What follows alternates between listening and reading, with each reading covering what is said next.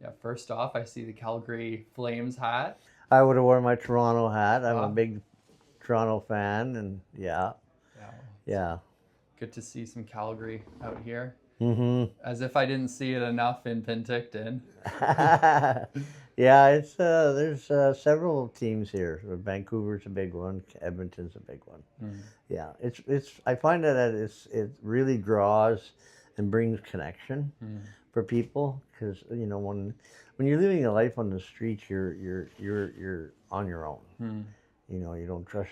Sometimes you don't even trust yourself, let mm, alone other people. Whether they be people on the street, whether they be government officials. There's a big lack of trust that I had to overcome when I come out of the living on the street and bouncing around here from there, couch surfing, stuff like that. mm-hmm, I think it changed when I finally learned how to trust. mm, That maybe they are a person that cares. Because that's for me. Whenever somebody showed up, with food or what have you, it was the caring on their part that made a big impact. The sandwich, the hot coffee was great, but knowing that somebody cared kind of turned my life around, mm. from my addictions, from my homelessness. So then I started trusting a little more. Yeah. Yeah, that trust component is really important, Mm-hmm. especially it seems like there's a lack of trust right now with the general public and Mm-hmm. uh, this tiny homes project. Do you want to say anything about the tiny homes Well, as project? you know, I've been following it in the media, Mm-hmm. and I seen that there was several people met at the SOEC or whatever it's called. I think it's important to realize that when people are living in tents and stuff, um, the suicide awareness, suicide factor plays a big part. Like who wants to have a rainy day, a cold day, and be stuffed in a tent, barely making it. And so a lot of them, the reason that they choose the substances is to cope, Mm-hmm. right? To cope in that. But if they had a place like these tiny homes, I think it would be phenomenal to see, to give people a place of their own. It may not be like this building that I'm in now, but it's a place of their own, and to change their life Right. because that's a big part. People on the outside looking in don't realize that people want to change. They don't want to live like that. They didn't wake up one morning and say, "Oh, I'm going to go live in a tent in frigid weather and have to deal with crime and have to deal with, fear." Whether if you're a female or male, it's very fearful. I mean, you're always on guard, and so the stress level is through the roof. But if they had their own little place, then they can go get away and belong. Mm. And if it's manned and supervised by the right people, which like a place like this is managed and immensely uh, awesome. Mm-hmm. So I can see that, yeah, it would really benefit people. It would give them even a glimmer of hope. I mean, hope is incredibly important. Yeah, It's, yeah. yeah, but fear will eat you inside. Oh God, it'll rot you. It'll kill you physically, mentally, emotionally. And I see them. I talk to them. Whenever I talk to them, I can see it. And when someone comes across as caring, it it can get in and remove a little bit of that fear and anger and all the other stresses that are happening. Mm. Knowing somebody cares. Now, as someone who wants to be more of an ally Mm-hmm. for the amazing journey that you've and success you've went on, Yeah. whether that's sobriety, the unhoused, your whole like a lot of admiration. Yeah. How do I become a better ally? And more broadly, how does the general public become more an ally for this? I think that one of the things is educating people. I think once a lot of times it's uneducated, it's gossip that they hear. They hear the negative aspect. They don't see the human factor. And I think a big part is educating people, Hmm. and having them get involved somehow, like here we have people come from the high-end Skahog towers, and they walk over and admire the gardening and stuff like that. So it's education. For sure. Yeah. Yeah. Have you ever lived in an encampment? In Winnipeg, I did when I was younger. What, Yeah. what was it like to be in there? Ah, it's nonstop. It's 24/7. It's not like the lights go out at 10 o'clock, 11 o'clock, and everybody sleeps. Sleep is something that's very depraved. You know, sleeping because you're not sure if you're going to wake up with your stuff's gone. You're not going to sure if you're going to wake up and be, beat up by somebody that's going through a patch of psychosis. Because of, and a lot of it could be related to it. Um, yeah, I think that's important that somehow people educated and participate and really see what's going on and really see, the pros and the cons, in a way of um, enlightened. Hmm. Yeah. Yeah, it's a lot. I mean, I drive by the Fairview Mm-hmm. location quite a lot for my work, and my parents also really liked camping. Mm-hmm. And something that I struggle with is not seeing that as a camping site. No. And that is something I have to constantly remind myself of.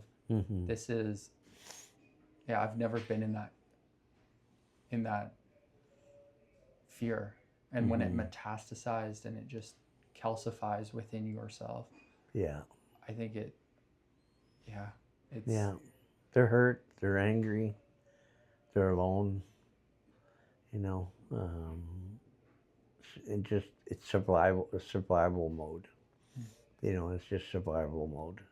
And it's dog eat dog, and there's without it, especially if there's no intervention by different parts of government or different parts of the community to go in. I know Stacy goes in to just help them realize that because they only see what they see.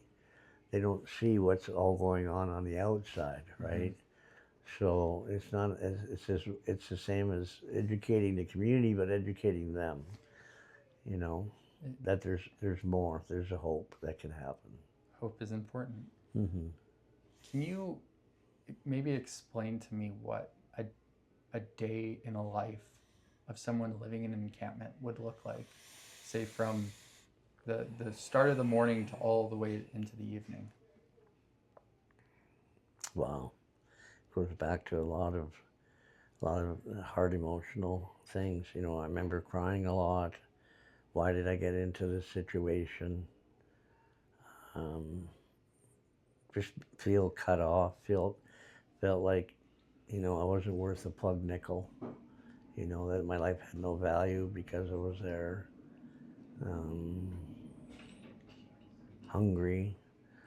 A lot of times, you didn't have the cleanest of clothes, or you didn't have, couldn't access a bath or shower, just the basic necessities of life. And so you become just like a mountain man. You just become reclusive. Even in encampments, people would talk, but they still, because there was that trust factor, they would just be limited. You know, so for me, it was a lot of tears, a lot of loneliness, um, a lot of I would say zero hope. I figured that was going to die there. And my allotment in life was this is where I'm at, and this is where I'll probably die. For whatever reason, you know. But somebody came along and helped me see some things, got me to a hospital, and helped me out in a way. But there were other short-term stints where I stayed in my vehicle, and it's just a complete feeling of abandonment, like the world, your family, friends, have all abandoned you, and then you don't care. Then you start drinking heavier. You start using more than it should be. There's really no, like no fear of dying because death was kind of a way out, in a way. Yeah, pretty sad.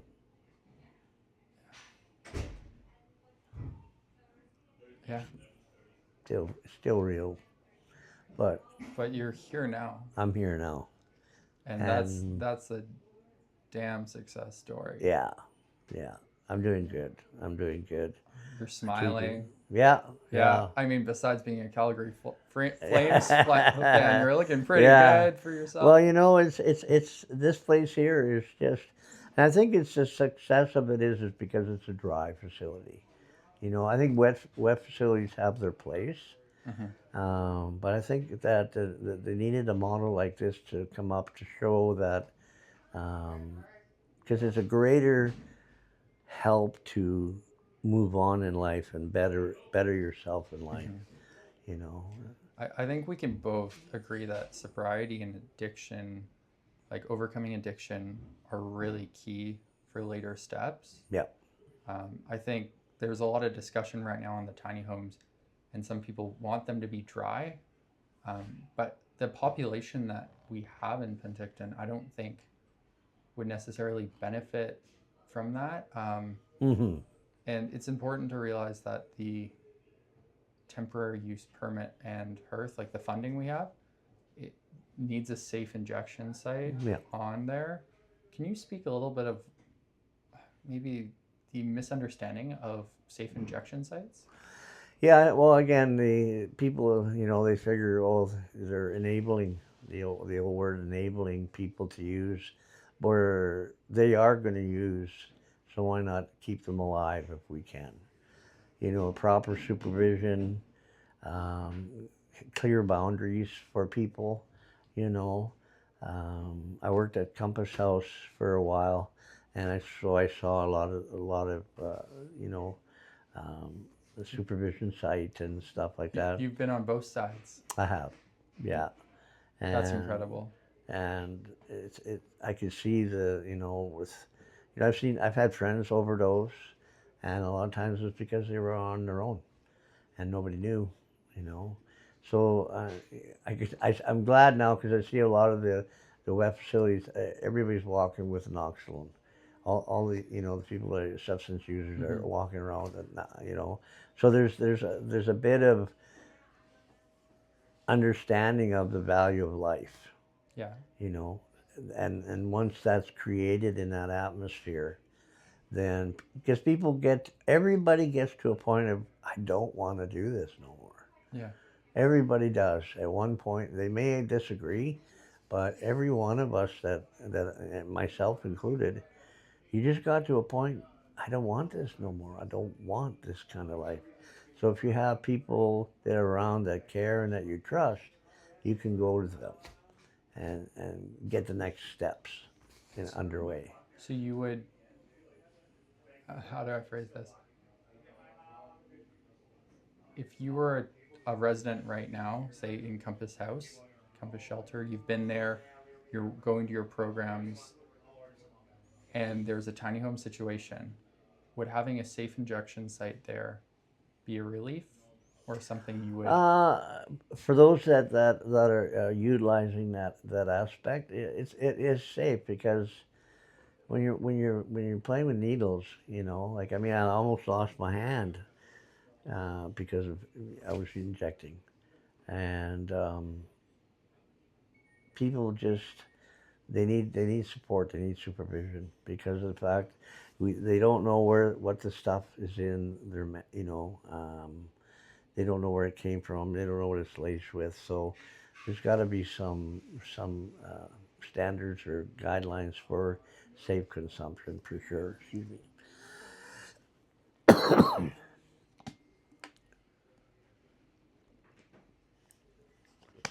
And the onus is on the staff, you know, for showing how much they care.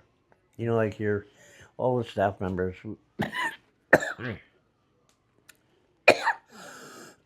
excuse me, All good. are all out there, and you know they care Hmm. just by talking to them. Yeah. Well, I really care. I can tell. I can see it in Thank you. you. You're just beam with it. So that's Well, good on you. and Good on you. but thank you so much for telling your story. You are an inspiration for me, All right. and I hope Cool. you can be an inspiration for people who listen to your story Yeah. and try to empathize with that For sure. experience. Yeah. So thank you so much. Thank you. Yeah. Keep up the good work. I came to the Okanagan and this past summer, in June 3rd, I was incarcerated. I was incarcerated in Coquitlam, at North Fraser pretrial, and I kept trying to get into this one recovery house. It's called Discovery House. Mm-hmm. So I finally made it. I finally got in there. So I finally came to the Okanagan here in this past summer. And I came down here and I completed the program. I stayed sober in my recovery journey. And Congrats. yeah, I got, I think I got over a year in recovery right now. So That's huge. yeah, it's pretty huge. Yeah. And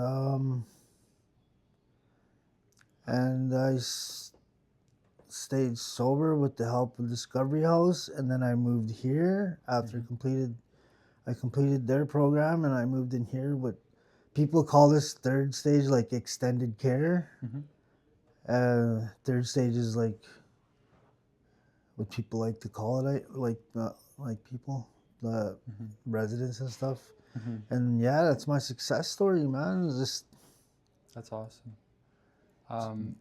utilizing all you know, all the help that was given to me and through my journey. What is something that you feel the general public might not know about, say, people like yourself who go through this very, like I have a lot of admiration for that kind of process of, like I've never been incarcerated, but I understand that the system, once you become incarcerated, is against you even after, like whether that's getting a job, whether that's going into recovery.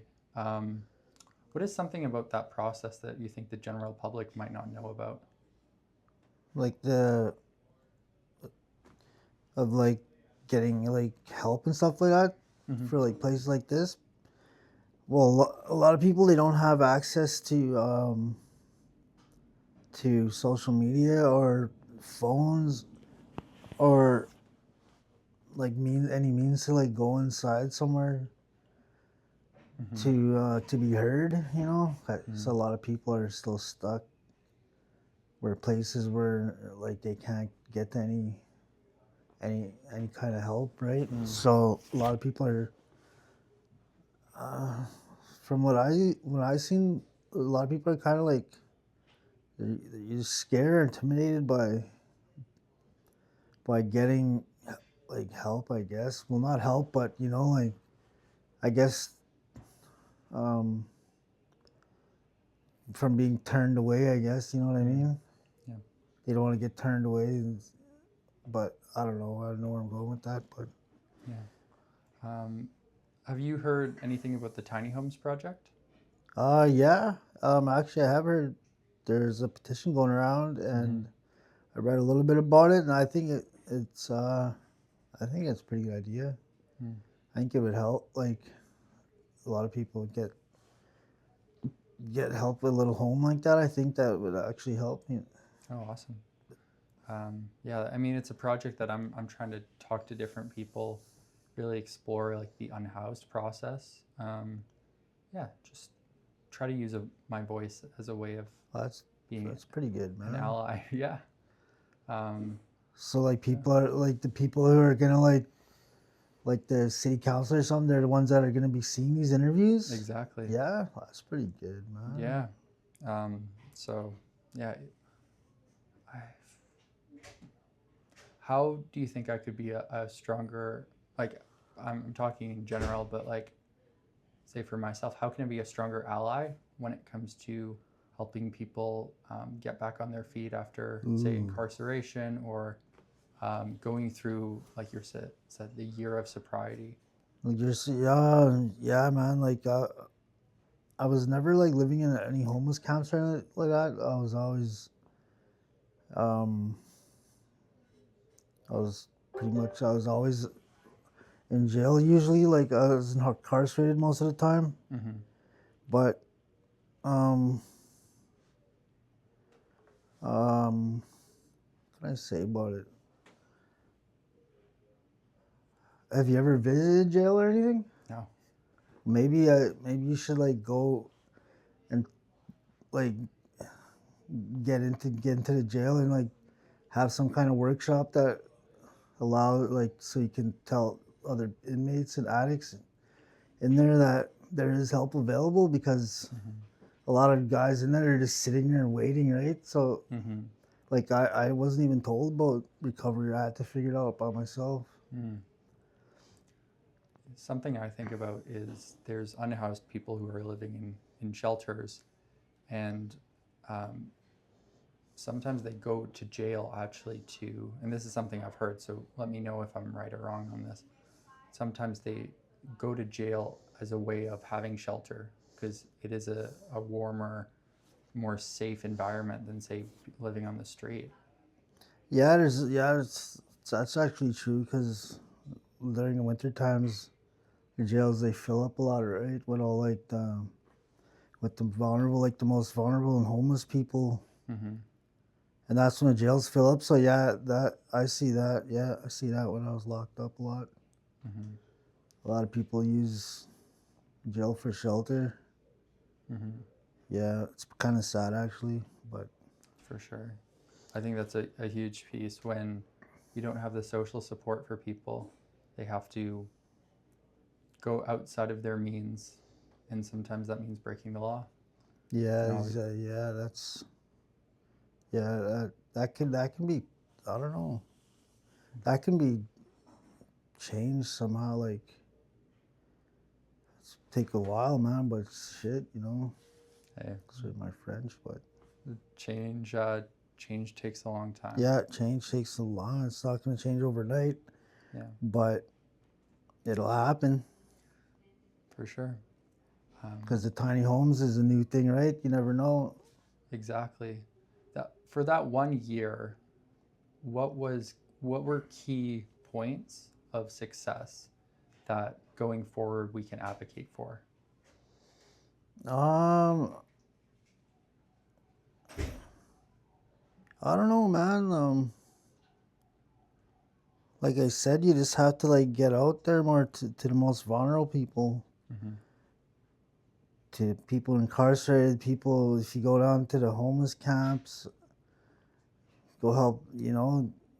Talk to a few of those people. You'll get a little idea of where to go and what to do, how Mm-hmm. to advocate for people who need help. Mm-hmm. I've gotten to speak to a few Yeah, people from that encampment area, and some of their stories, it's really sad. yeah, it's pretty wild, right?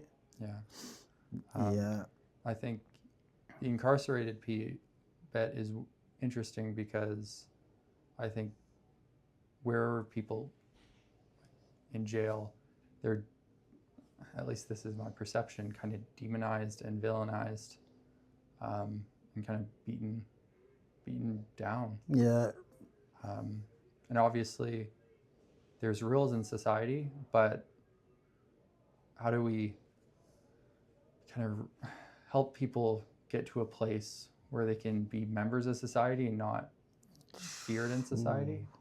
I don't know.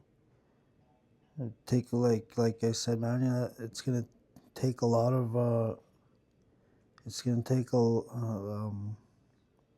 it's gonna take a lot of work to educating people Mm-hmm. about this problem. Like a lot of people just don't want to hear it, and and ever since like the pandemic, COVID thing happened, it seemed like a lot of people are struggling nowadays than they were before, like in the 90s. Like, I don't know if you were born before then, but the 90s and the 2000s before COVID, I think it was pretty good. I liked it anyways. It was the years I grew up in, but All right. Well, yeah, man. Other than that, yeah. Thank you. yeah, it was nice to meet you, man.